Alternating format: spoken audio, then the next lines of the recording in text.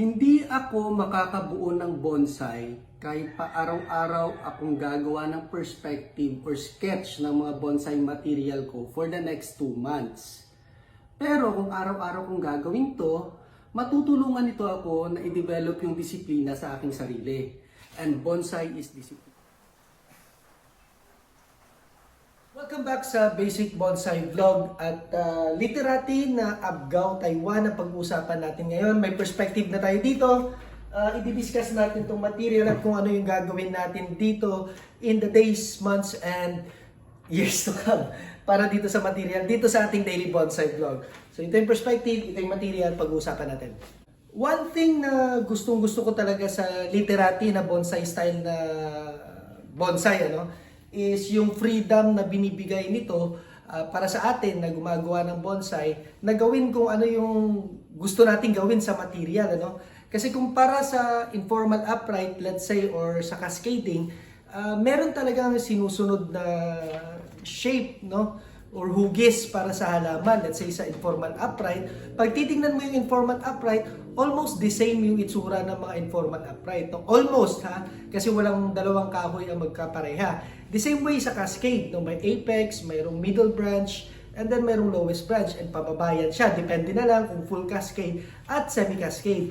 Now, sa literati, ang dami nating pwedeng gawin. Yung imagination mo yung actually yung bahala, So, para dito, gusto kong gawin itong perspective na ginawa ko dito, which gagamit tayo ng 3 sanga, but dilitan lang natin yung foliage.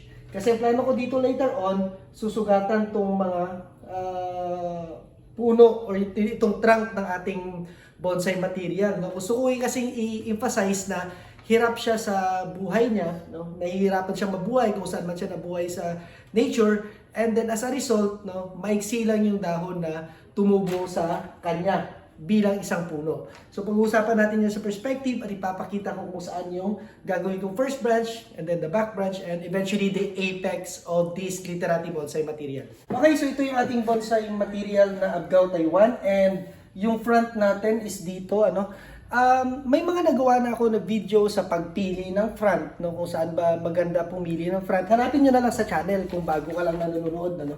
So, dito sa sketch or sa perspective, makikita natin na ito yung lowest branch niya. And then, dito rin sa perspective or sketch, makikita natin na may sanga tayo dun sa likod. And eventually, meron tayong sanga dito sa taas, which is the pinakamataas na sanga sa ating bonsai material. Now, kung titingnan natin yan dito sa ating bonsai material, yung lowest branch natin is dito. Okay? Dito manggagaling yan. And then, kukuha din tayo dito na sanga, and then yung i-develop natin na magiging back branch niya. And then may branch din yan dito banda. And eventually, papatubo rin tayo ng sanga na hihilain natin na makikita dito na area. Okay? Dito na area. Pag titingnan mo dyan, sa front niya, makikita mo yan dito. So, yung viewer, pag titingnan niya, magkakaroon ng depth yung ating bonsai material.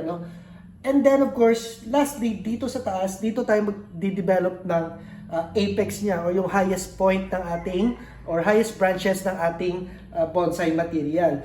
Now, ito yung ginawa ko, at ito yung makikita sa perspective, kasi sabi ko nga, susugatan ko dito yung material. And gusto ko i-justify yung sugat kasi yun yung magiging dahilan ng medyo maiksi na tubo ng mga dahon or ng mga branches ng ating bonsai material. Kasi there's this rule na thin and tall, stout and wide. Kung yung material mo ay thin, manipis, try to achieve it na tall siya, mataas. And then, this is actually applying basic concepts dito sa ating material. And then, kung stout naman yung material mo, meaning malaki, malapad, make it short, thin and tall, short and stout, okay? So, informal upright, usually short and stout yan sila, meaning malapad siya, yung canopy niya, hindi siya mataas, okay?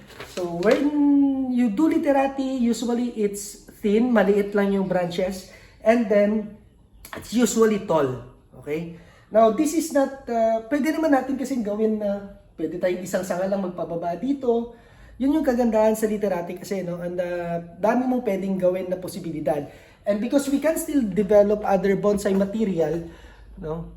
Pwede pa tayong makadevelop ng ibang bonsai material na gagawing literati. So, itong material na to gusto ko gawin siyang ganito sa perspective. No? Wherein, meron tayong branch dito na side, and then may back branch tayo doon, and then dito sa taas. Of course, kung ano yung nasa perspective, hindi yun siya final. Things might change along the way. I-develop natin kung ano yung mas bagay talaga sa halaman habang tinitrain natin siya. Okay?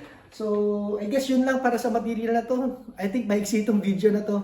But we will give updates dito sa bonsai material na to. This is bonsai number 18, I believe.